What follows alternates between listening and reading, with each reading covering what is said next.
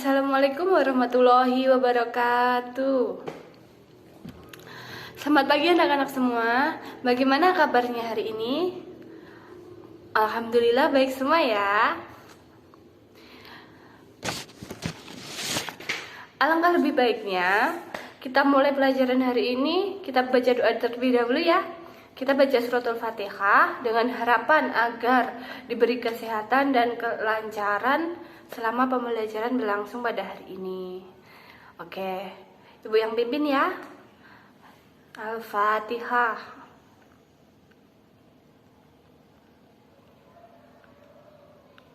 Amin, amin ya robbal alamin. Selanjutnya, Ibu akan mengabsen kehadiran kalian terlebih dahulu. Oke, sebentar. Ibu buka absennya dulu.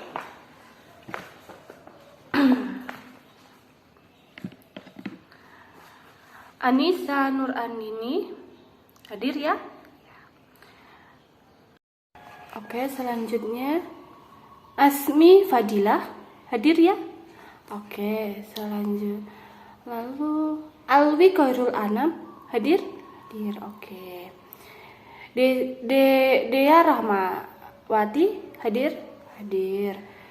Zulfa hadir? Oke. Lalu sudah absennya ya.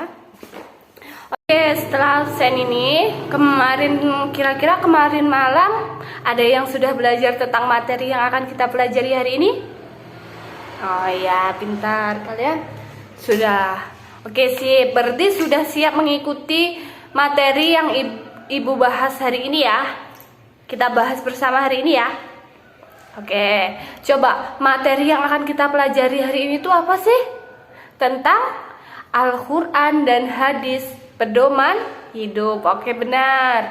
Coba ayo dibuka buku paketnya. Halaman berapa? Halaman 4. Ya, oke. Silahkan buku selain Al-Quran hadis dimasukkan. Disimpan dulu ya. Disimpan baik-baik, dirapikan. Oke. Nah, sudah tahu kan Al-Quran itu apa? Pasti sudah tahu. Bentuknya Al-Quran seperti apa, dalamnya Al-Quran seperti apa kan sudah tahu kan? Siapa di sini yang setiap hari membaca Al-Quran? Oke, berarti kalian gak semua ya, gak apa-apa. Yang penting sudah pernah membaca Al-Quran dan sudah tahu apa itu Al-Quran. Setidaknya kita dianjurkan setiap hari membaca Al-Quran walaupun hanya 1 ayat. Ya, oke. Pada pertemuan kali ini ada beberapa tujuan pembelajaran yang ingin dicapai. Adalah yang pertama, diharapkan anak-anak memahami pengertian Al-Quran dan hadis. Yang kedua, diharapkan anak-anak memahami fungsi Al-Quran dan hadis. Oke. Yang ketiga, mengamalkan fungsi Al-Quran dan hadis itu dalam kehidupan sehari-hari kita. Oke, langsung saja di sini Ibu akan membagi kalian dalam beberapa kelompok. Ada 3 kelompok, urut sesuai absen, oke? Oke.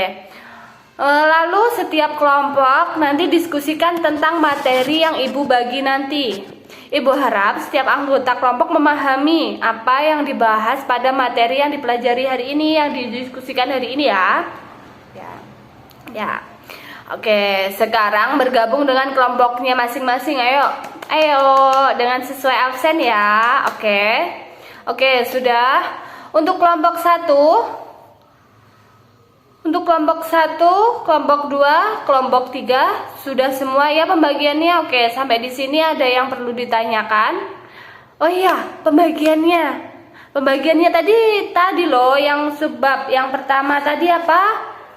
Yaitu pengertian Al-Quran untuk kelompok 1, mencari dan mendiskusikan apa pengertian Al-Quran. Untuk kelompok 2, nama-nama Al-Quran itu apa nanti didiskusikan. Untuk kelompok 3 yaitu membahas tentang fungsi Al-Quran. Oke, sudah paham semuanya?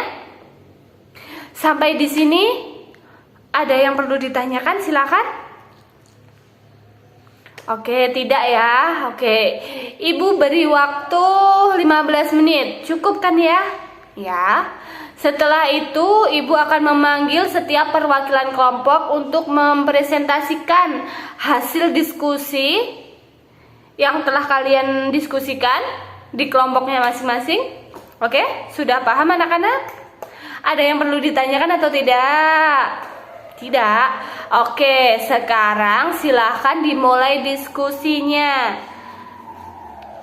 Oke. Oke, sudah 15 menit ya. Selanjutnya Ibu akan memanggil perwakilan dari kelompoknya masing-masing. Dari kelompok 1, kelompok 2, kelompok 3. Silahkan perwakilan kelompok 1 maju ke depan dan menjelaskan hasil diskusi kelompoknya. Oke, terima kasih untuk kelompok 1. Beri aplaus semuanya. Penjelasannya tadi tentang apa? Pengertian Al-Quran. Sudah jelas dan baik sekali. Beri aplaus semuanya. Kemudian selanjutnya kelompok 2. Silahkan. Tadi tentang nama-nama Al-Quran.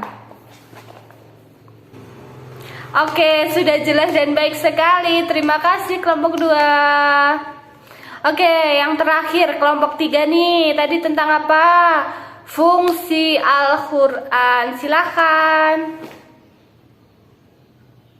Oke, juga baik sekali. Sudah jelas ya semuanya. Beri aplaus dong untuk kita semua. Oke, sampai di sini ada yang bertanya? Ya, Ibu harap sudah paham semuanya. Jika tidak ada yang ditanyakan, Ibu harap semuanya sudah paham ya anak-anak. Oke, selanjutnya sekarang Ibu mohon minta perhatiannya sebentar. Mari kita beri kesimpulan pada materi yang kita pelajari pada hari ini. Yang pertama tentang pengertian Al-Quran. Apa tadi pengertian Al-Quran dari kelompok 1? Ya, benar. Al-Quran menurut cendekiawan Muslim, itu kata Al-Quran berasal dari kata kerja qoro'a, yang berarti membaca, dan kata dasarnya adalah Al-Quran, yang berarti bacaan. Ya. Huruf alif pada kata Quran lanjut huruf sohibah mengandung arti yaitu kesempurnaan. Dengan demikian, Al-Quran adalah bacaan yang sempurna. Secara istilah, para ulama memberikan pengertian bahwa Al-Quran adalah kalam Allah yang menjadi mukjizat yang diturunkan kepada siapa? Ya benar, diturunkan ke dalam hati Nabi Muhammad SAW yang diriwayatkan kepada kita secara mutawatir. Dan membacanya dinilai sebagai ibadah. Jadi kita kalau membaca Al-Quran itu juga sudah ibadah. Kita mendapatkan pahala. Dari pengertian tersebut itu dapat dipahami. Yang pertama, Al-Quran itu merupakan kalam Allah, kalamullah. Artinya bukan ucapan Nabi Muhammad, malaikat ataupun makhluk lainnya, tetapi itu adalah firman Allah sendiri yang diturunkan melalui wahyu yang diberikan jaminan kesempurnaan dan terbebas dari kekurangan apapun. Jadi Al-Quran itu sudah sempurna. Yang kedua, Al-Quran merupakan mukjizat, artinya hal luar biasa yang diturunkan kepada Nabi Muhammad SAW. Oke, yang ketiga, Al-Quran diturunkan, difirmankan secara mutawatir. Artinya riwayat yang disampaikan oleh 3 orang atau lebih yang memiliki kualifikasi terbaik sebagai orang-orang yang berakhlak mulia, sempurna kemampuan menghafalnya, dan tidak pernah berbohong. Yang keempat, membacanya merupakan bernilai ibadah. Membaca Al-Quran itu bernilai ibadah, mendapatkan pahala, menjadi tanda keimanan seseorang. Semakin tinggi imannya, semakin sering dan semakin sungguh-sungguh membacanya. Jadi, kalau kita semakin sering membaca Al-Quran, itu semakin tinggi iman kita. Selanjutnya, yang kedua dari kelompok 2 tadi, yaitu nama-nama Al-Quran. Allah Subhanahu wa Ta'ala menyebut Al-Quran dengan berbagai macam sebutan. Di dalam Al-Quran yang banyak kita temukan sebutannya, diantaranya Di antaranya yaitu ada Alkitab, Al-Furqan, Ar-Rahman, Ar-Ruh, dan lain sebagainya ya. Selanjutnya, fungsi Al-Quran dalam Islam. Tadi kelompok 3, fungsi Al-Quran itu apa sih? Iya benar. Fungsi Al-Quran secara umum itu Al-Quran berfungsi sebagai sumber ajaran hukum Islam yang paling utama.